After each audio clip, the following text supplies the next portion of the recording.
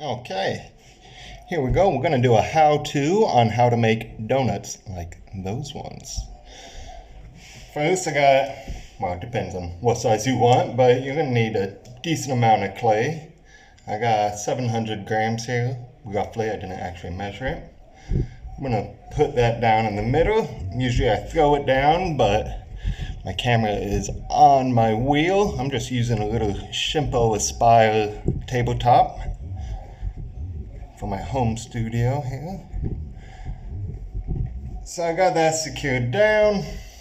I'm gonna spin that in a piece of paste, get my hands wet, get the clay wet. I'm gonna lock my arm in here using the meaty part of my hand right through here.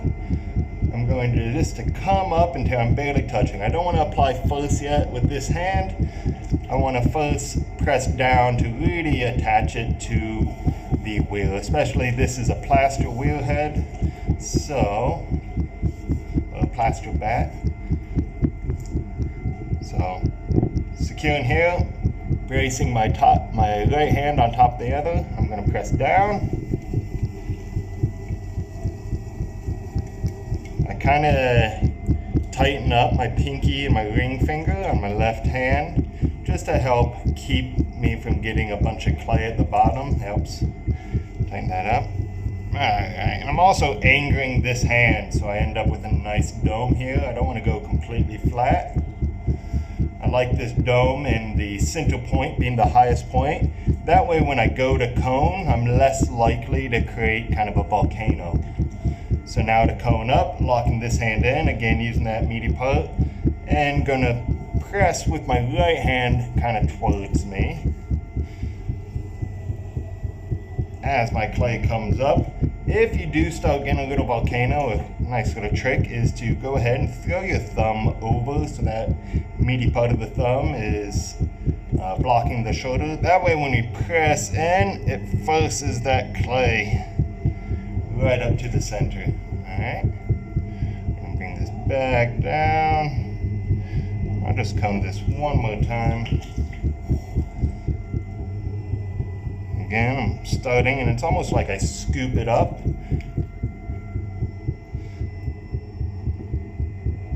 And come up. And since I'm not going real high or anything, I don't care about going crazy with the coning. It feels pretty good.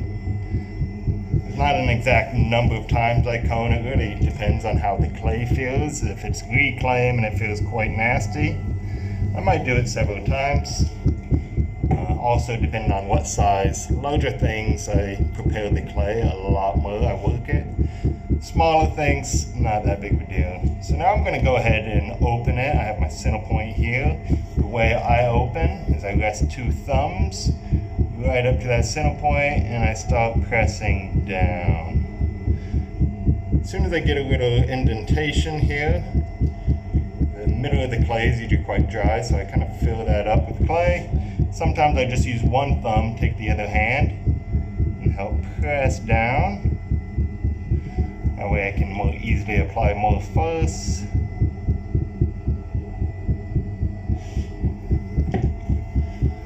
Alright. So now I'm going to open it up. I'm going to go pretty much all the way down to the base here.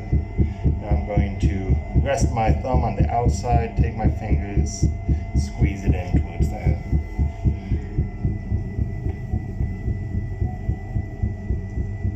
There we go. So I actually want to spread this clay out a little bit farther here. So I have a wider donut. I don't want to just pull, especially since this is a plaster bat. I want to press down as I pull it out to make sure I don't break away from that wheel head or the bat. Alright. Looking pretty good there, I think.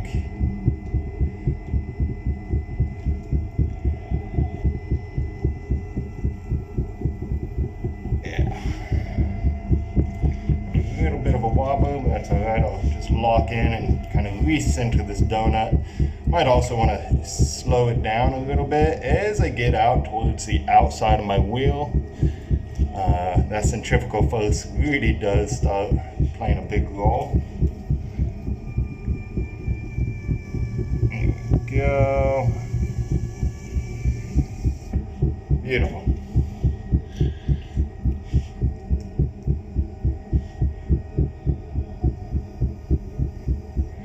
Alright, so now I'm just going to split this wall here. I don't claim to be an expert donut maker.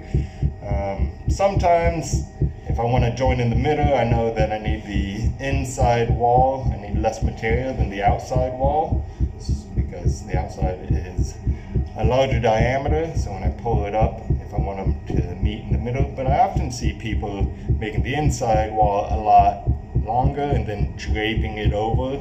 I guess that's because the inside, it's easy to stretch that out rather than take something that's wide and press it inward to meet. In general, I don't know, it all works more or less the same for me, for the donuts I'm making. So again, split that, add a little bit more water, continue down.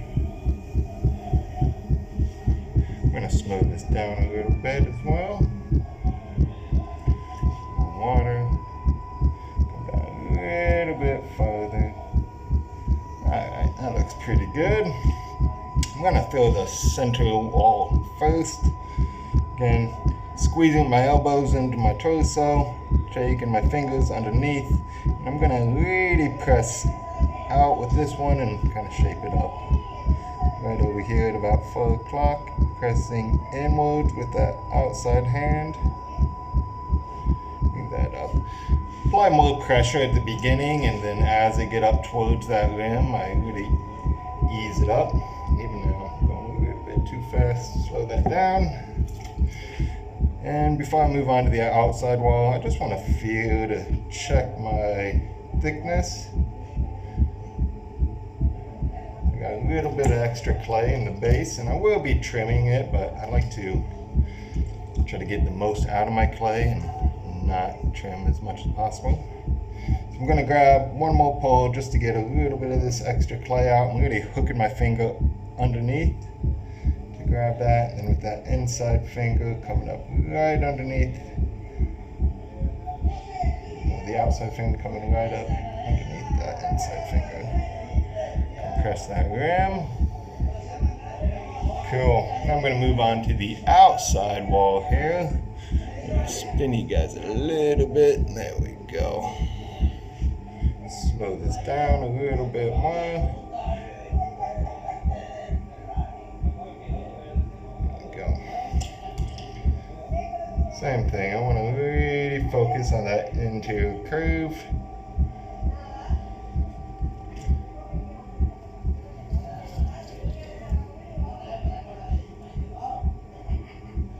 I'm going to be cutting away a wall of these, so I really do want the inside to look pretty even and smooth, as you will be seeing it later. I'm going to move this wall inward a little bit just so I can get in there.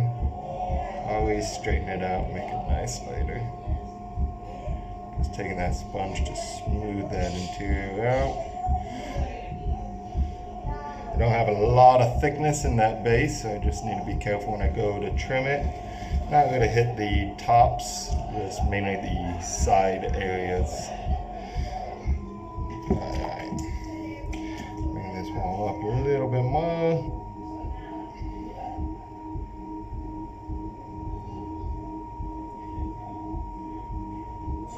One thing is, if you have a lot of that really wet slip that ends up coming up towards the rim, I'd get that off before trying to join it. There's plenty of moisture in there, and if you have all that slippery stuff, I find your joint's not as solid. Alright. One more little pole.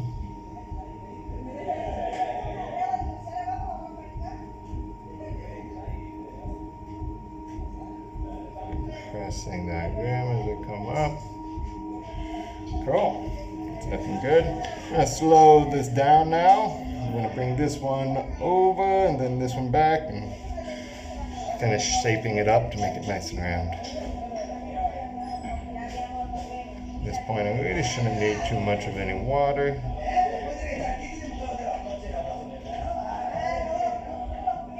I have my finger on the inside underneath just to help support that.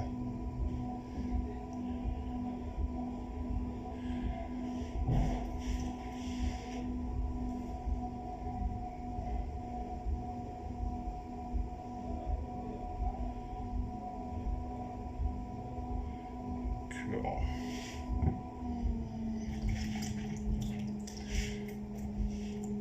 And I'm gonna bring this together. You can see how much I'm bending that. I just want to get them to kiss a little bit, and hopefully they start sticking together. And close that fold. There we go. After I close it, I do like to take my fingers and kind of go this way and then this way, just to really help that connection.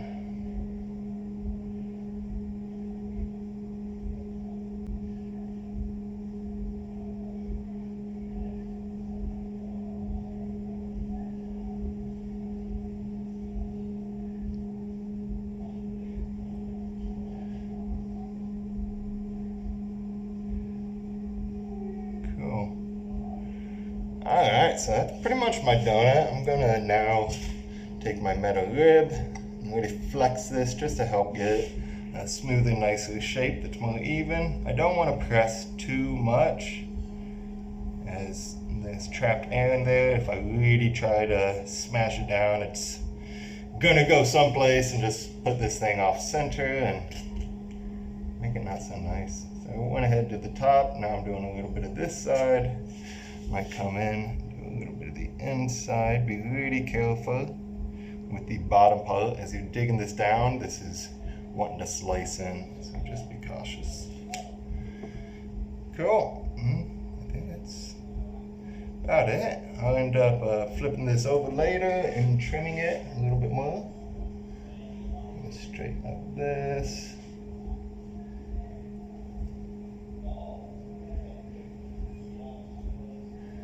And what these are going to be, these are actually going to go to Denver. My sister just opened up a hair salon. And if you look back in a previous post, I posted a donut that had an air plant kind of hanging out of it. And she wanted a few of those to decorate the inside of a salon with.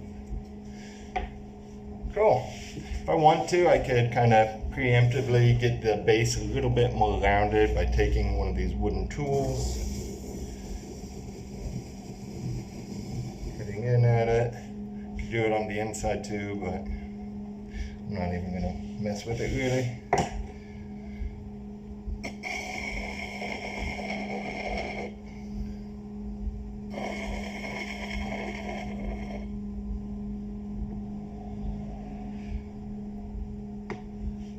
Okay.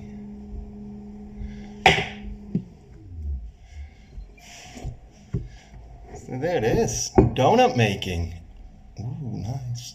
And once I trim this up, it'll get nice and more round. I'll show you an example. Wash your hands.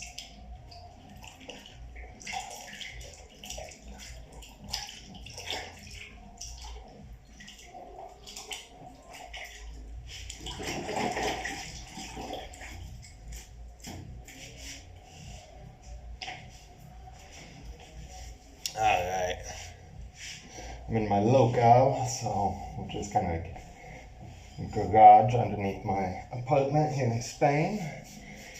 I don't have any running water down here or anything, so I use a multi-bucket system for washing and cleaning.